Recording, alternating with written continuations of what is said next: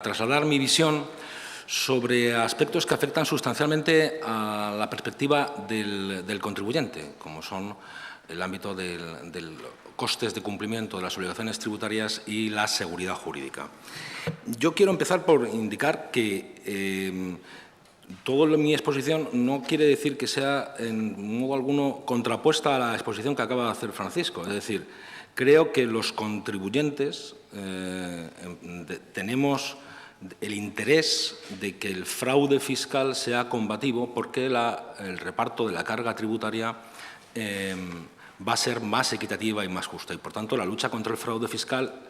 en todas sus dimensiones, especialmente yo subrayo el de la economía sumergida, creo que debe ser un objetivo compartido entre contribuyentes y Administración tributaria. Pero, dicho esto, que es un principio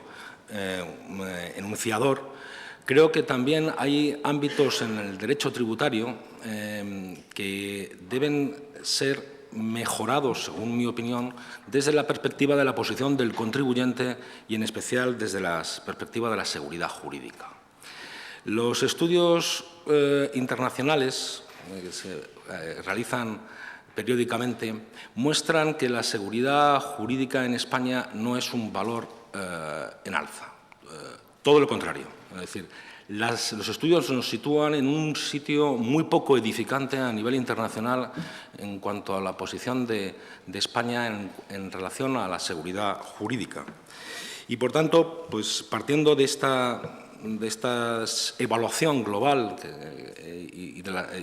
voy a hacer un conjunto de reflexiones y, al hilo de estas reflexiones, haré a título personal una serie de propuestas para tratar de mejorar el ámbito de relación entre la hacienda pública y los contribuyentes. Y para iniciar estas reflexiones creo que es importante partir del actual contexto, hacer un análisis de cuál es el ámbito del contexto de la seguridad jurídica en estos momentos en España. Yo creo que es un hecho constatado, y especialmente en los últimos años, que hay un déficit extraordinario de calidad y precisión de las normas jurídicas tributarias. La redacción de las normas se está realizando en los últimos años de una manera absolutamente apresurada,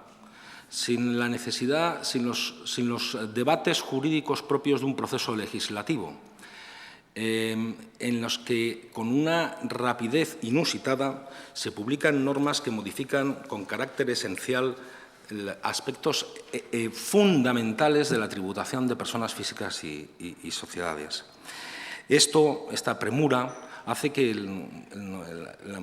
gran número de ocasiones las normas tributarias sean confusas, incompletas e incluso contradictorias.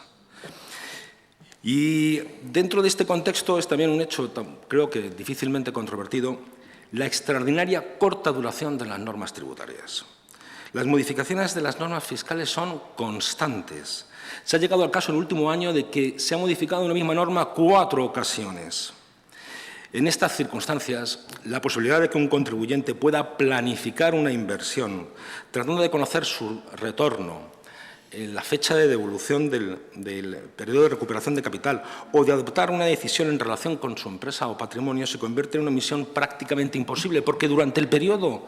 en el que se producen las rentas de la inversión, se puede producir, y de hecho se está produciendo en España con demasiada frecuencia, un cambio del marco fiscal inicial que cambia sustancialmente los parámetros en base a los cuales realizó la inversión. Un marco permanente de modificación de las normas tributarias como el que se vive en España hace materialmente imposible que el contribuyente pueda tener la mínima dosis de certeza en cuanto a la rentabilidad de sus decisiones de inversión. Y la imprevisibilidad de las normas tributarias es otra característica que el contribuyente viene padeciendo en los últimos años. O bien se aumentan los tipos de IRPF y de IVA sin que el partido en el poder lo hubiera anunciado, sino todo lo contrario, o bien se establecen pagos mínimos, insisto, mínimos a efectos del impuesto sobre sociedades, que no se desprenden del resultado contable, o bien se limita la deducibilidad de gastos efectivos y reales como los gastos financieros, o bien se limita la deducibilidad de amortizaciones, o bien se limita la compensación de pérdidas fiscales de periodos anteriores. Todas estas modificaciones que acabo de mencionar se han producido en los últimos 2 años sin aviso previo. Es decir, el contribuyente no sabía, cuando empezó a realizar sus inversiones, que el Gobierno tenía la intención de modificar todo este conjunto de normas que, insisto, afectan sustancialmente a la rentabilidad de sus decisiones empresariales. Pero es que, además, estas modificaciones tributarias sustanciales, realizadas sin previo aviso, entran en vigor de forma inmediata. Es decir, que resulta imposible adaptar las decisiones de inversión, la estructura financiera, incluso los propios medios contables o los procesos informáticos a las modificaciones que aprueba el proceso de producción normativa, al que luego haré un poco de referencia, que entra de manera inmediata y exige al contribuyente reestructurar por completo aspectos tan esenciales como su financiación, como su rentabilidad de su inversión o como los medios informáticos y personales. Pero lo que es peor, no solo entran en vigor de forma inmediata, no solamente no eran imprevisibles, es que además todas ellas van destinadas a aumentar la carga fiscal tributaria del contribuyente. Estamos hablando de los últimos años, lo que ha ocurrido en los últimos años. Es decir, todas las medidas que acabo de enunciar, como limitación a la deducibilidad de gastos financieros, limitación de la deducibilidad de amortizaciones, supresión del régimen de libertad de amortización, existencia de unos pagos fraccionados mínimos, imposibilidad de compensar pérdidas de bases imponibles negativas de periodos anteriores, todas ellas, en el ámbito del impuesto de sociedades, suponen un empeoramiento de la situación de la empresa. Y no hablemos en el ámbito del IRPF, en el que se ha producido también un aumento extraordinario de los tipos de gravamen, o en la fiscalidad indirecta de los aumentos del tipo de IVA. El impacto de la entrada en vigor de estas modificaciones tributarias que perjudican al contribuyente y que han ido dirigidas a un aumento de la recaudación por motivos prácticos es, desde la perspectiva del contribuyente, y así lo voy a calificar, devastador. Porque de repente ve como todas sus previsiones financieras y económicas, en que el impuesto a pagar es un elemento esencialísimo, son inmediatamente modificadas por una norma fiscal que altera el marco inicial con el que el contribuyente había planificado y financiado su inversión. Y ello hasta el punto de que la inversión que inicialmente había realizado el contribuyente con un marco fiscal inicial pasa de tener una rentabilidad positiva a negativa o, y no es dramático, llega a afectar a la continuidad de la actividad empresarial. Un ejemplo creo que perfectamente puede ilustrar la situación a la que me estoy haciendo referencia. 3 de las medidas que acabo de enunciar, que se han aprobado en los 2 últimos años, limita la deducibilidad de gastos financieros en determinadas circunstancias, que no pueden ser deducidos al 100%, limita la deducibilidad de amortizaciones, que no pueden ser deducidos al 100% en determinadas circunstancias, y no permite compensar pérdidas de años anteriores en determinadas circunstancias. Bien, pues veamos 2 prototipos de empresas a las que el escenario, la modificación del escenario hace que su rentabilidad se altere sustancialmente o incluso impida su continuidad. Las concesionarias de infraestructuras públicas, autopistas, hospitales. ¿Qué gastos esenciales tienen en su cuenta de pérdidas y ganancias? Los gastos financieros y las amortizaciones. Las empresas de producción de energía eléctrica, las grandes sociedades inversoras en grandes equipamientos y con financiación que necesitan extraordinaria financiación para acometer esas grandes inversiones. Bueno, pues a este conjunto de empresas, que no es poca, desde luego, en nuestro tejido empresarial, no es la más importante, pero sabemos que en España el tejido empresarial son fundamentalmente pymes, pero a este tipo de empresas que tenían un marco fiscal que era con el que manejaba la rentabilidad de su inversión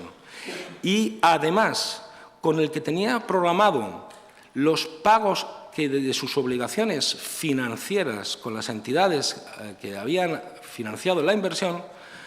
tenían un gasto por impuesto en el que la deducibilidad de las amortizaciones y del gasto financiero estaba permitido y, por tanto, el gasto tributario era X. Con estas modificaciones que entran en vigor con carácter inmediato, el gasto por el impuesto de sociedades aumenta exponencialmente hasta el punto de que sus compromisos de pago con las entidades financieras se ven en ocasiones con imposibilidad de cumplirlo. Y ya no es solo que tengan que pagar más impuestos, es que tienen que atender a unos compromisos financieros que están planificados en el tiempo y el incumplimiento de esos compromisos financieros lleva o puede llevar, si no hay refinanciación, a un escenario de imposibilidad de continuidad de la actividad económica. También está perfectamente constatado, dentro del contexto al que estoy refiriendo, el incremento de la litigiosidad tributaria. Las cifras que están publicadas tanto en la memoria de los tribunales económicos o administrativos como en el Consejo del Poder Judicial son ilustrativas y hablan por sí mismas.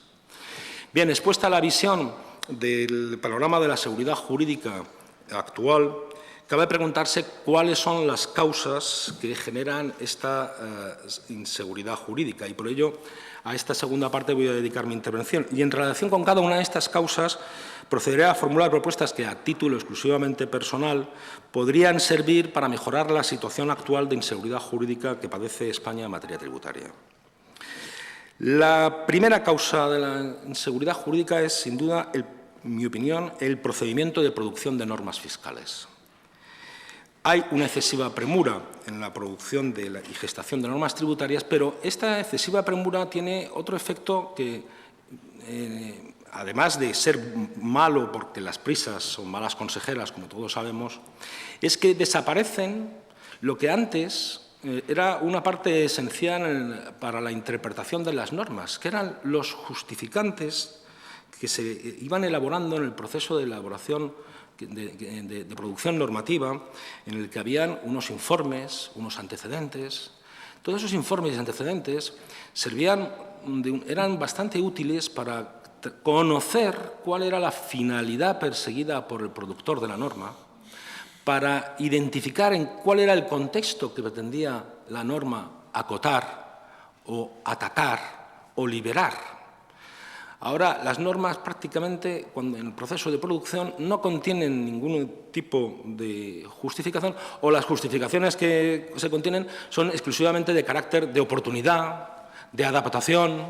de carácter presupuestario, por supuesto, ¿no? Por razones presupuestarias es necesario introducir un nuevo impuesto, pero, en fin, todo esto hace que las normas fiscales pues, se publiquen y aparezcan un montón de incertidumbres más allá de las exposiciones de motivos que cada vez también están perdiendo relevancia. Por tanto, yo creo que sería deseable que en el proceso de producción de normas fiscales volviéramos a un proceso de producción típicamente legislativo en el que los informes antecedentes fueran explícitos, fueran concretos, como hubo en su momento, y que servían de una herramienta extraordinaria para la interpretación de las normas fiscales. La mejora de la redacción de las normas fiscales es la mejor garantía de la seguridad jurídica. Esto es lo esencial, una norma fiscal clara, bien redactada y con unos antecedentes y justificantes que permitan una interpretación en el futuro en base a su contexto y finalidad. Y, en mi opinión, el protagonismo de este proceso debería pesar sobre el Parlamento. Pero, lamentablemente, no es lo que nos viene ocurriendo en los últimos años. Lamentablemente, el protagonismo en la producción de las normas fiscales tiene su peso en el Gobierno a través del instrumento del decreto ley, lamentablemente, y quiero subrayar aquí, lamentablemente, el Tribunal Constitucional amparó en su momento a la utilización del decreto ley de una forma bastante amplia en materia tributaria y presupuestaria. Y por ello, pues el Gobierno está haciendo uso de este instrumento que está redactado casi en su exclusividad por los funcionarios altamente cualificados, pero que son pertenecientes al Ministerio, que luego se van a encargar de aplicar y comprobar la norma, y que además pues, se les pide en un corto espacio de tiempo producir normas que afectan, insisto, sustancialmente a las situaciones tributarias. Yo creo que el decreto ley debería limitarse a aspectos de verdad veraces y auténticos de urgencia y limitándose a aspectos no relevantes ni sustanciales de la normativa tributaria, que era lo que tenía hace bastantes años. La segunda causa de inseguridad jurídica de normas tributarias descansa en la ausencia de reacción frente a las normas que, recién aprobadas, ya están identificadas como conflictivas. Es muy frecuente que tanto desde el ámbito de la Administración como desde el ámbito de los contribuyentes y de la doctrina científica, nada más aprobarse una norma, y en esto coincidimos muchas veces inspectores y contribuyentes, identificamos que la norma va a dar lugar a enormes conflictos.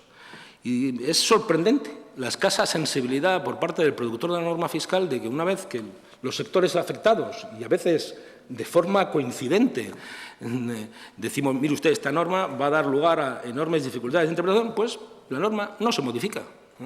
Esto contrasta con la situación de otros países de nuestro entorno, que cuando los sectores afectados identifican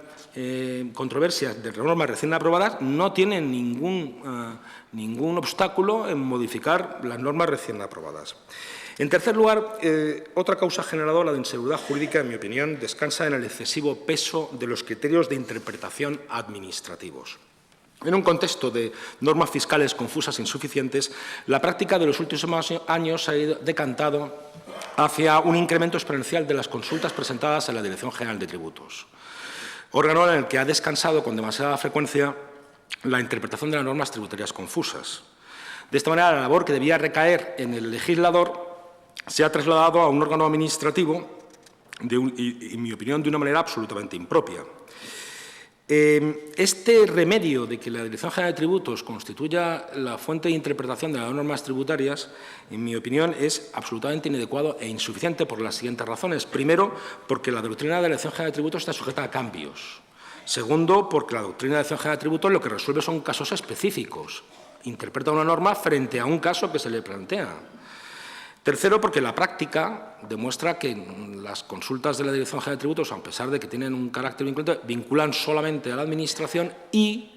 si no cumplen siempre todos los requisitos, no siempre la Inspección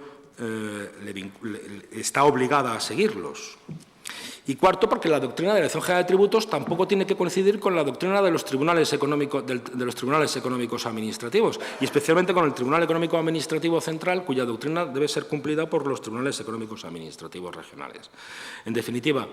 yo creo que el remedio frente a estas normas confusas y en ocasiones de difícil interpretación es su modificación legal y no hacer recaer en la Dirección General de Tributos la interpretación de las mismas.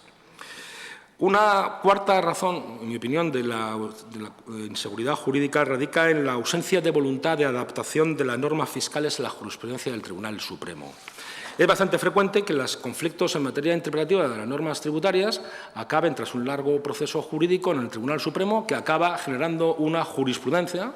en la que supuestamente ha determinado cuál es la interpretación que debe dársele a un determinado precepto de una norma tributaria. Pero la experiencia lo que nos dice es que lo lógico es que debería modificarse, por tanto, la ley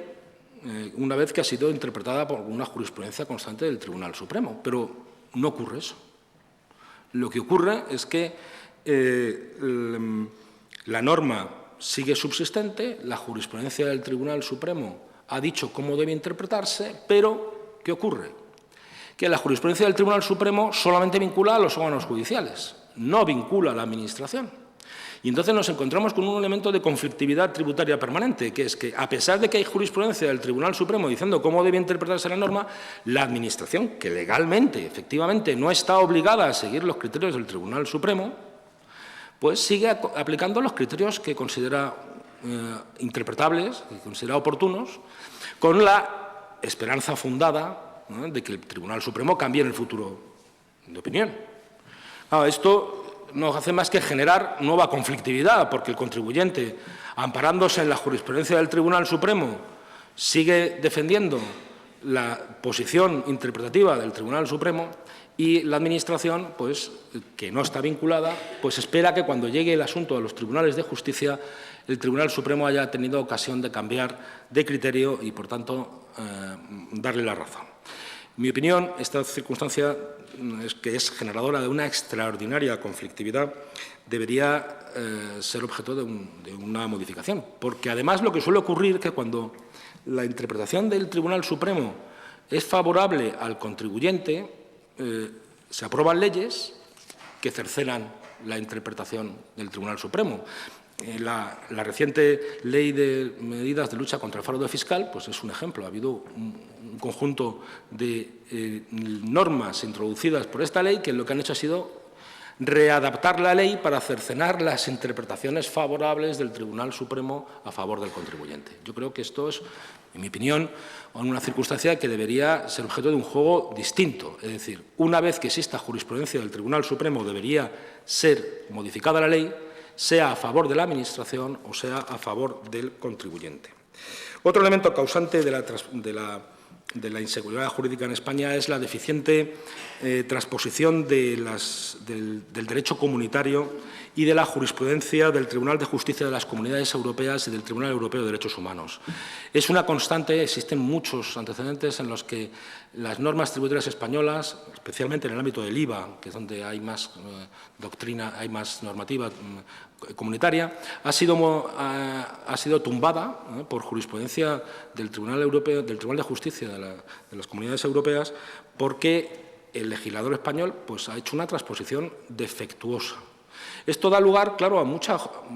conflictividad, porque claro, los operadores jurídicos conocen que la directiva va por delante de la ley española. Y como lo conocen, cuando identifican que la norma española no está ajustada a la normativa, a la directiva comunitaria, pues, claro, recurren, piden devoluciones de ingresos indebidos, esperando que el asunto, cuando llegue al Tribunal de Justicia de la Unión Europea, como ha ocurrido con el tema de la prorrata del IVA, ¿no?, en materia de las subvenciones, pues le acabe dando la razón. Pero es que luego se genera un segundo ámbito de conflictividad. Y es que cuando le acaban dando la razón al contribuyente en el Tribunal de Justicia de la Unión Europea, las Comunidades Europeas, resulta que la Administración tiende a interpretar que los efectos de la sentencia es a partir de ahí y no hacia atrás. Cuando es una constante de que, salvo que la sentencia del Tribunal de Justicia de la Unión Europea diga lo contrario, siempre tiene efectos retroactivos. Y esto hace un nuevo ámbito de litigiosidad, que es el iniciar el procedimiento para que, y esto lo han sufrido los sujetos que impugnaron el tema de la prorrata del IVA en la materia de subvenciones, iniciar el procedimiento frente a la Administración para que, una vez que el Tribunal de Justicia de la Unión Europea le ha dado la razón al contribuyente, le devuelva al Estado porque el Estado se opone. Y aquí, en esta materia, ha tenido que ocurrir que se ha tenido que acudir a la Ley de Responsabilidad Patrimonial del Estado para que, al final, tras un larguísimo proceso, los afectados que impugnaron por su cuenta la normativa española, las liquidaciones realizadas al ámbito de la normativa española, pudieran obtener la devolución porque la Administración se negaba a devolverle, interpretando de esta manera la sentencia del Tribunal de Justicia. Yo creo que esto debería modificarse. Creo que, en primer lugar, atendiendo hacia una atención especial hacia la normativa de las directivas comunitarias y, en segundo lugar, arbitrando un procedimiento de devolución inmediata de las cantidades, que el contribuyente no tenga que iniciar otro nuevo proceso. Hay que recordar que el Tribunal Supremo ha pedido precisamente al Gobierno que, en relación con las sentencias del Tribunal Europeo de Derechos Humanos, establezca un procedimiento de ejecución, porque no hay un procedimiento específico de ejecución de las sentencias del Tribunal Europeo de Derechos Humanos. El caso Parot, que ha sido el causante, digamos, de esta petición, lo ha puesto de manifiesto. Es decir, tenemos un tribunal al que estamos vinculados, en mi opinión, clarísimamente, que emite una sentencia y España no tiene un procedimiento de ejecución. Y esto teniendo en cuenta que cada vez más se acude al Tribunal Europeo de Derechos Humanos en materia tributaria, y esto tiene su importancia. Por cuestiones de tiempo voy a prácticamente enunciar algunas causas añadidas que creo que son causantes de la inseguridad jurídica en España. En primer lugar, la inexistencia de procedimientos de arbitraje o de resolución de conflictos tributarios. Yo creo que es hora de introducir procedimientos de arbitraje y de potenciar el papel del defensor del contribuyente, así como la utilización de actas con acuerdo. Los tribunales económicos administrativos desempeñan un papel importantísimo, pero yo creo que en determinadas circunstancias debería ser una opción. Hay circunstancias en las que el contribuyente invoca cuestiones de derecho europeo o cuestiones que piensa que su interpretación debería corresponder al Tribunal Supremo y, por tanto, creo que no tendría sentido, que debería haber una opción en que pudiera acceder directamente al Tribunal Contencioso. Otro ámbito que, en mi opinión, debería ser objeto de revisión para mejorar la seguridad jurídica en España es el actual marco de relación entre la inspección de los tributos y los obligados tributarios. Debería abordarse una modificación del procedimiento inspector que modernice y actualice el marco de relación. Evidentemente, la inspección tiene que hacer un papel de comprobación y el contribuyente tiene la obligación de soportarlo, pero creo que la relación entre los obligados tributarios y la inspección debe girar sobre presupuestos completamente distintos a los actuales, basados en una relación más cercana y cooperativa, que sea posible pedirles informes a la inspección, que sea posible pedirles consultas, que tengan un cierto carácter o un carácter vinculante, porque las de la Dirección General de Tributo ya sabemos que no las tiene. Y también que se obligue a la inspección por ley a que realicen regularizaciones completas cuando estamos hablando de cuestiones vinculadas con aspectos temporales, es decir, provisiones que no son deducibles en un año, que son deducibles en periodos positivos siguientes y que la inspección no regulariza porque acaba su procedimiento de inspección en un periodo. La jurisprudencia del Tribunal Supremo es clarísima, pero no está siendo objeto de aplicación. Bueno, para acabar, porque no hay más tiempo, yo querría decir simplemente como conclusiones las siguientes. En primer lugar, el contribuyente sufre en la actualidad un elevado nivel de inseguridad jurídica. Esta inseguridad jurídica en materia tributaria afecta gravemente a las decisiones de inversión y constituye un obstáculo para el desarrollo de actividades económicas que perjudica gravemente la economía de un país. La seguridad jurídica no debe circunscribirse a un mero principio iluminador de las normas. Debe tener un efecto directo y concreto en la preparación de las normas por el legislador, en la aplicación por la Administración y en la actuación por parte de los tribunales, superando la mera enunciación genérica de un valor para pasar a ser un efecto real y evidenciable. La seguridad jurídica en materia tributaria no es un privilegio para el contribuyente. La seguridad jurídica de las normas fiscales es un elemento sustancial y extraordinariamente relevante para la economía, el crecimiento económico y, en definitiva, el bienestar de los ciudadanos. Y, finalmente, el legislador debería tomar conciencia de la relevancia que tiene la seguridad jurídica en materia fiscal y afrontar un conjunto de reformas necesarias para asegurar su efectiva aplicación y efectividad.